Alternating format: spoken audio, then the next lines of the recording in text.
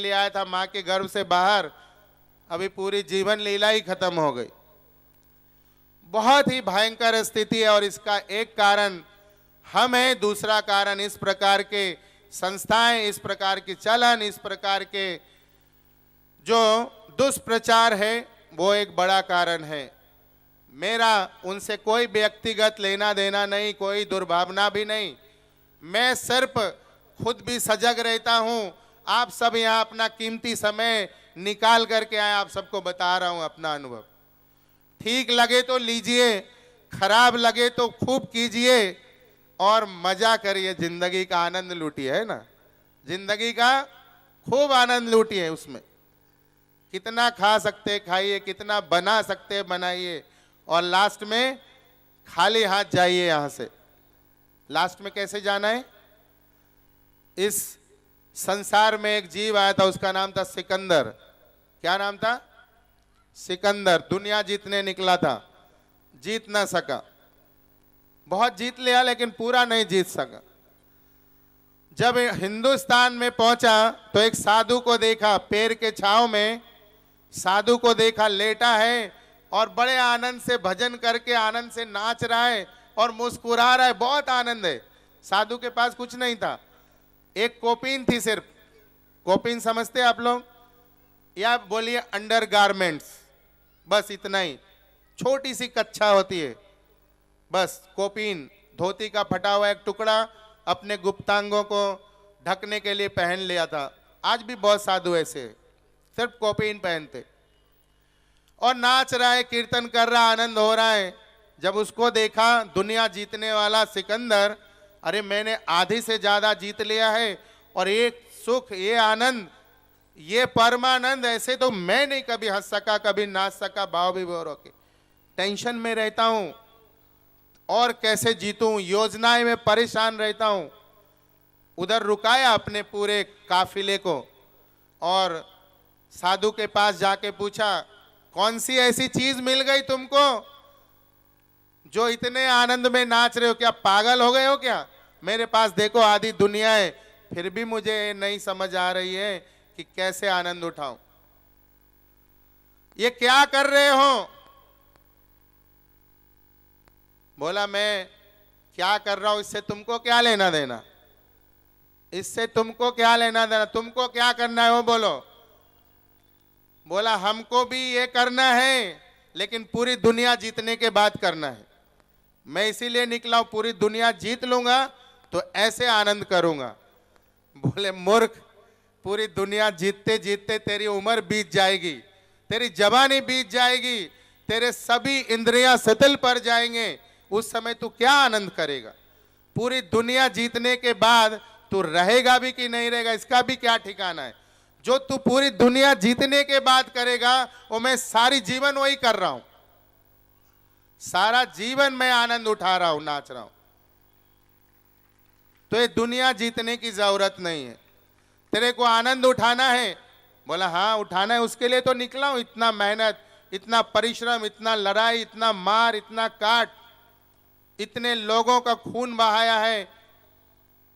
बोले, इससे नहीं मिलने वाला। कैसे मिलेगा? बोला, मेरे साथ आ, मेरे पास उतर नीचे, ऊपर से रथ पे से, उसके जो सवारी पे से उतरवाए नीचे, और बोला अभी ये सब उतार के फेंक दे, ये सब दुख का कारण है। पूरा आभूषण फेंकवा दिया उसका, और एक फटा हुआ गमछा किधर पड़ा था उठा के दिया। बोले, पहन और अभी नाच, अभी मेरे साथ कीर्तन में नाच और देख कितना आनंद होता है। और फिर उन्होंने भगवान के नाम का कीर्तन किया, हरे कृष्णा कृष्णा कृष्णा हरे हरे, हरे राम राम राम हरे हरे। और जो उसको आनंद हुआ वो उसमें पहली बार ऐसे आनंद का अनुभव किया उसने, पहली बार। और सुना था कभी उसने कि भारत के साधु संत बहुत महान होते हैं। तो इस प्रकार से जब उसको अनुभव हुआ, फिर उसने अपने ख्याल को त्यागना शुरू किया, और फिर कहते हैं कि वहां से ही वो धीरे धीरे लौट गया और बाद में उसकी लीला भी खत्म हो गई।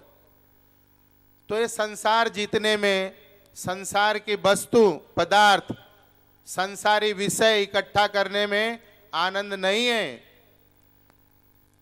अगर आनंद है तो सिर्फ इसमें है कि आप अपने दिनचर्या में भगवान को जोड़िए, जिसको योग कहते हैं। योग का मतलब होता है जोर लेना। आपने पढ़ा होगा किधर, कुल योग कितना, जोर के कुल योग कितना होता है। तो ऐसे ही जब कृष्ण को जीवन में जोड़ेंगे, कृष्ण को हमेशा याद करेंगे, तो आपका जीवन आनंदित होगा, प्रफुल्लित होगा और आप शांति और सुख का अनुभव कर सकेंगे। बिना कृष्ण के ऐसे जैसे जी रहे शरीर के स्तर पे हमें कभी भी आनंद नहीं हो सकता, क्योंकि ये शरीर नश्वर है, नष्ट हो जाएगा एक दिन। ये धुआं हो जाता है। क्या हो जाता है? जलने के बाद धुआं हो जाता है। इसका कुछ भी बचता नहीं, थोड़े से राख बच जाते हैं, ऐसे बस राख बच जाते हैं। ये बिल्कुल भी नश्वर है, जबकि आत्मा क्या है? शाश्वत है, सच्चा है। क्यों? परमात्मा का अंश है। परमात्मा शाश्वत है तो इसलिए उसका अंश भी शाश्वत है, सच्चा है। ये हमेशा रहता है। ये कर्मों के हिसाब से अपना शरीर बदलते रहता है। जब ये शरीर बूढ़ा हो जाता है, जर्जर हो जाता है, रोग से भर जाता है, आत्मा क्या करता है? शरीर को त्याग देता है। जिस प्रकार से हम जन्म से बालक, बालक से यौवन, यौवन से प्रौढ़ और प्रौढ़ से फिर बूढ़े और बूढ़े से फिर खत्म और फिर से बचपना, फिर से पैदा होते, जन्म लेते, तो एक क्रम चलते रहता है। लेकिन आत्मा कभी भी नहीं मरता, अजर अमर है। उस श्लोक पे आऊंगा अभी मैं। आत्मा अजर अमर है, वो कभी मरता नहीं। वो आपके और हमारे कर्मों के हिसाब से नए नए शरीर को प्राप्त करते रहता है। जिस प्रकार से हम लोग अपनी आर्थिक स्थिति के हिसाब से, जितने पैसे हैं उसके हिसाब से कपड़े बदल लेते, पुराने होने पे, फट जाने पे, रंगहीन होने पे कपड़े नए ले लेते, उसी प्रकार से आत्मा अपने शरीर को बदलते रहता है, जर्जर पुराना होने पे। तो हमें नश्वर चीज़ों के लिए इतना मेहनत और इतना सजाना नहीं चाहिए। हमें बुद्धिमान होना चाहिए। जो अमर है, जो कभी नष्ट नहीं होगा, उसको हमें सजाना चाहिए। उसके लिए हमें हमारे सारे प्रयास होने चाहिए। तो ये आत्मा को कैसे सजाएं, कैसे संतुष्ट करें, कैसे हमेशा आनंद में रहे? तो उसका एक ही कारण है। उसका कारण एक है और वो है सिर्फ और सिर्फ उसका जो खुराक है वो है क्या? हरि नाम कीर्तन, हरि नाम का संकीर्तन या हरि नाम का जप। हरे कृष्णा कृष्णा कृष्णा हरे हरे, हरे राम राम राम हरे हरे। तो अभी 5 मिनट कीर्तन आप लोग साथ में। मैंने जो अभी पीछे कहा था 2-3 बातें शांति की और सुख की, आनंद की, जहाँ जहाँ भी जाते हैं और करते हैं तो आनंद इस तरह से आता है। आता है क्या? आंख बंद करके बैठते तो शांत हो जाते हैं कि मन में लड्डू फूटते रहते और बॉम्ब भी फूटते रहते साथ पे? देखिए, आंख हम लोगों को भगवान ने किस दिया है? बंद करने के लिए दिया या खोलने के लिए? 2 आंख किस लिए भगवान ने दिया? बंद करने के लिए या खोलने के लिए? अरे भगवान ने तो दिया, दुकान वाले ने भी 2 आंख दिया है, ऑप्टिशियंस ने 2-2 और आंख दिया। किस लिए? ठीक से ना दिखे तो ये लेंस लगा के देखो, पावर वाली। किसको देखने के लिए? भगवान ने जो ये जगत, ये जो प्रकृति है, उसको देखो। और उसको देखते देखते इतना सुंदर बनाया है प्रकृति कि उसको देखते देखते भगवान का स्मरण आएगा, किसने बनाया, और फिर भगवान पे जाके दोनों आंख टिक जाएंगे। भगवान के दर्शन के लिए दिया ये आंख। अब जो लोगों को अपनी दुकान चलानी हो, क्या कहते, आंख बंद करो, तो भगवान बेवकूफ थे, ब्रह्मा जी बेवकूफ थे, आंख फोड़ के अंधे ही हम लोग को भेजते थे। यहाँ हम लोगों को अगर ब्रह्मा जी को नहीं मालूम था कि इनको शांति कैसे मिलेगी, आंख फोड़ के भेज देते थे हम लोग को इस संसार में, भाई आंख बंद करके शांति प्राप्त हो जाएगी। जब भगवान को देखते हैं, दर्शन करते हैं, आहा क्या आनंद होता है। जब राधा रास बिहारी को देखते हैं, बांके बिहारी को देखते हैं, गिरधारी को देखते हैं, लड्डू गोपाल को देखते हैं, जगन्नाथ और पंडरीनाथ को देखते हैं, फिर आनंद होता है। अब आंख ही नहीं रहेगा, क्या देखेंगे। अब सब तो सूरदास के जैसे महान भक्त है नहीं, शुद्ध भक्त, कि भगवान को आंख में बसा लिया। उनको भी आंख था, आंख में बसाने के बाद आंख फोड़ लिया उन्होंने, अब कुछ नहीं देखूंगा। अब यहां तो सब अंदर दिख रहा है, सिर्फ आंख बंद कर रहे, सब दिख रहा है भाई। उधर लड्डू बिक रहे, उधर समोसे बिक रहे, उधर पानी पूरी, भेल पूरी, सेव पूरी, कचौरी। अब इधर आंख बंद करके बैठे, आंख कभी खुले तो फिर टपाटप एक के बाद एक, एक के बाद एक। ये सारे रास्ते आपको शरीर से और संसार से बांधने वाले हैं। और आपका मन स्वभाव से कैसा है, हम सबका आपका पानी की तरह, पानी के जैसा स्वभाव है। पानी कैसा रहता है, उसको किधर भी पाइप नल खोलिए नीचे बहता है, वो क्यों ऊपर जाता है। झरने का भी खोलेंगे ना, झरना ऊपर सावर, वो भी नीचे गिरता है। तो ये मन का स्वभाव पानी जैसा है, जो छोटी चीज है, नीचे की चीज है, उसमें जल्दी लग जाता है। लेकिन कुछ बुद्धिमान जो लोग होते हैं, वो पानी को ऊपर चढ़ाते, टंकी में, है ना।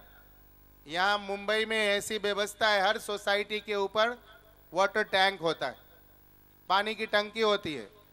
तो ऊपर चढ़ाने के लिए क्या करते हैं, एक बहुत पावरफुल मोटर लगाते हैं, बहुत पावरफुल मोटर, शक्तिशाली एक ऐसे पंप लगाते हैं जो नीचे से पानी को खींच के ऊपर टंकी में डालता है, और फिर सब घर में पानी आता है और पानी पी के हम आनंद करते हैं। तो ऐसे ही अगर नीचे गिरा हुआ मन को, जो पानी के स्वभाव का है, अगर उसको ऊपर उठाना है तो एक पंप लगाना पड़ेगा। वो पंप क्या है, हरे कृष्णा कृष्णा कृष्णा हरे हरे, हरे राम राम राम हरे हरे। जब वो पंप लगाएंगे और हमेशा चालू रहेंगे, तब ये मन ऊपर की तरफ धीरे धीरे उठेगा। और जो टैंक है, कहाँ है टैंक, वैकुंठपति के पास, स्वयं वैकुंठ में वैकुंठपति के पास, वहां पहुंच जाएगा। और जब वो सुनेंगे तो आनंद से भर जाएंगे, और फिर आपकी सारी जितनी भी जरूरतें पूरी हो जाएगी। तो ये मन को ट्रेन करिए, मन को थोड़ा सा पकड़िए, मन को अपना दोस्त बनाइए, मन को अपने बस में करने का प्रयास करिए। मन के बस में नहीं होना है, मन के बस में नहीं होना है, मन का गुलाम नहीं होना है, नहीं तो आपको नीचे लगाएगा वो। मन को जीतिए, मन को जिसने जीत लिया उसने बहुत जल्द ही भगवान के चरणों में प्रेम को प्राप्त करेगा।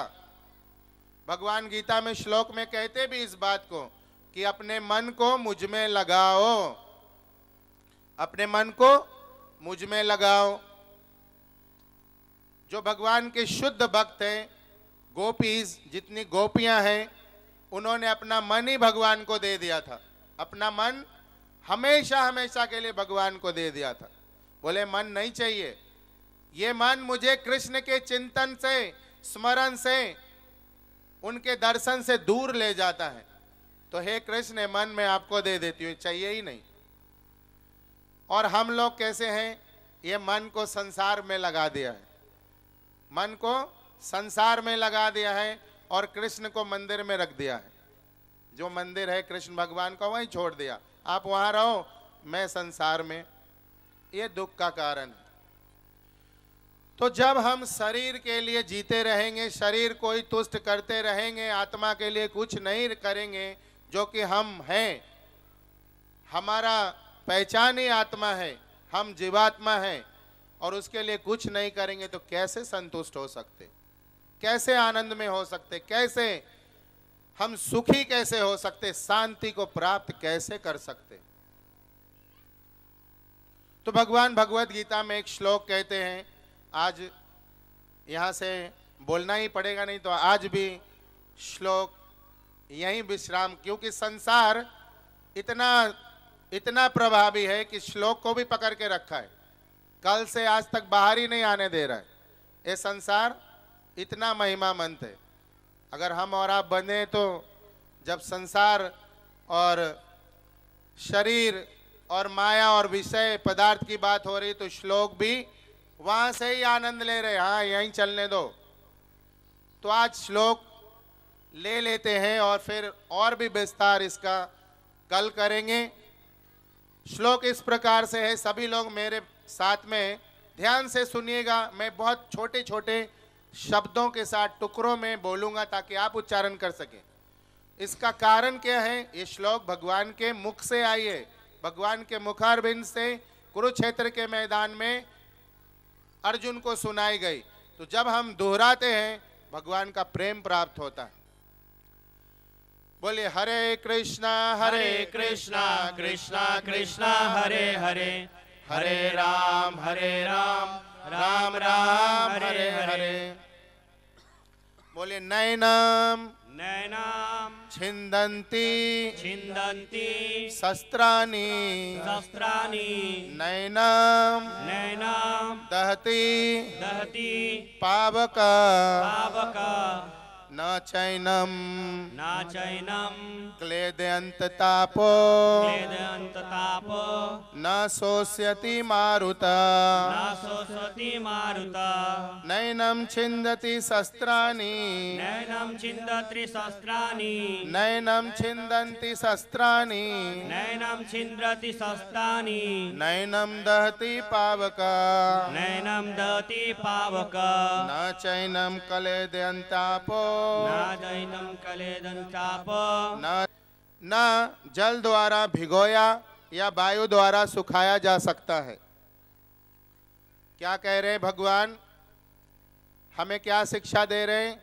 हम सबको अर्जुन के द्वारा, यह आत्मा ना तो किसी भी शास्त्र द्वारा खंड खंड किया जा सकता है, किसी भी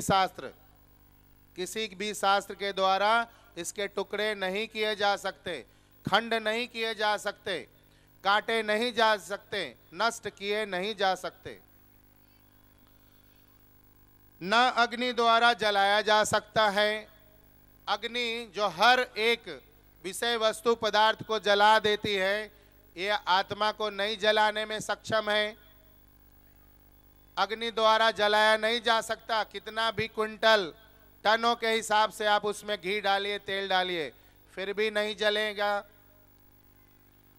कह रहे ना जल द्वारा भिगोया जा सकता है। अगर पानी में भी डुबा देंगे या आंधी तूफान में डुबा देंगे तो भी इसको डुबाया नहीं जा सकता।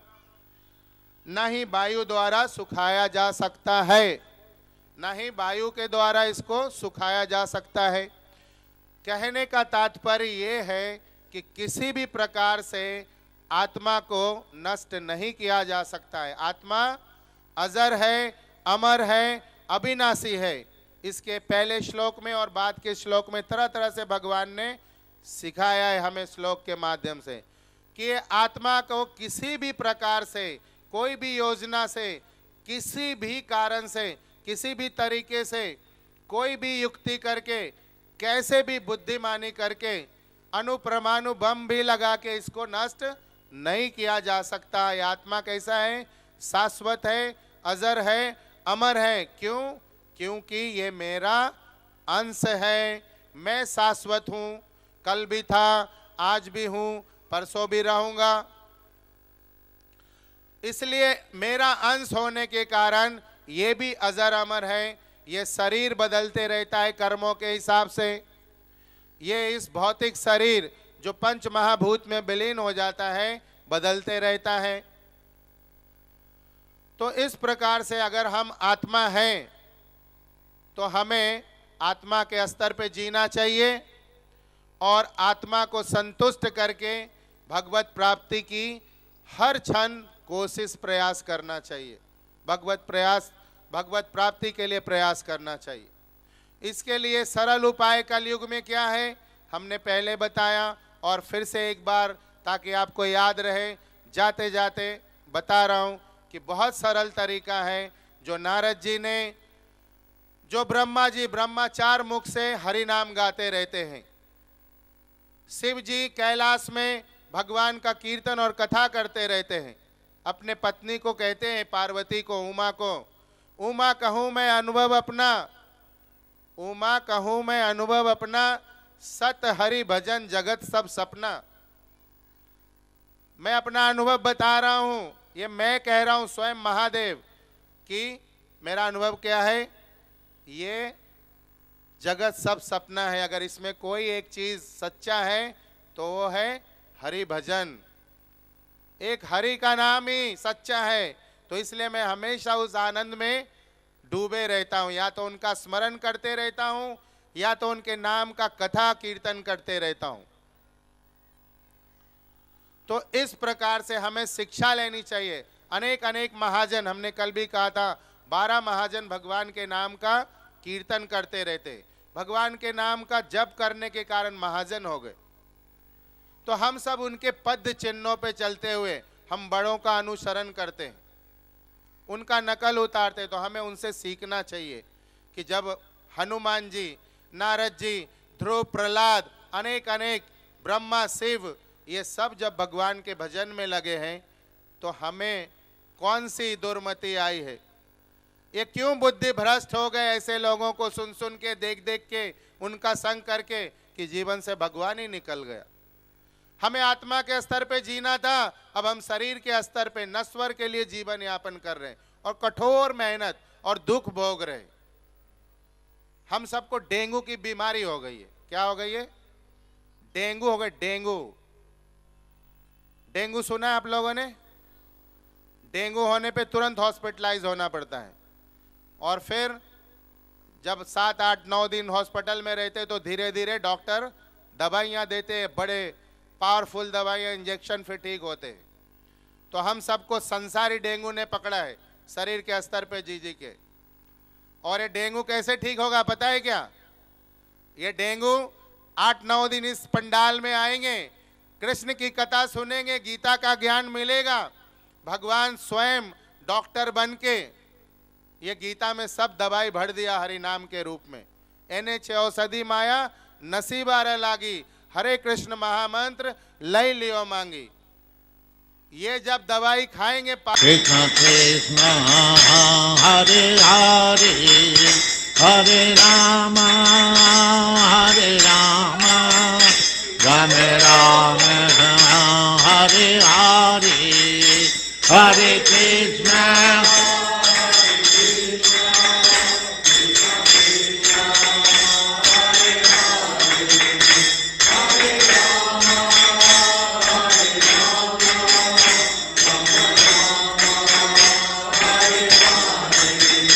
हरे कृष्ण कृष्ण कृष्ण हरे हरे, हरे राम राम राम हरे हरे।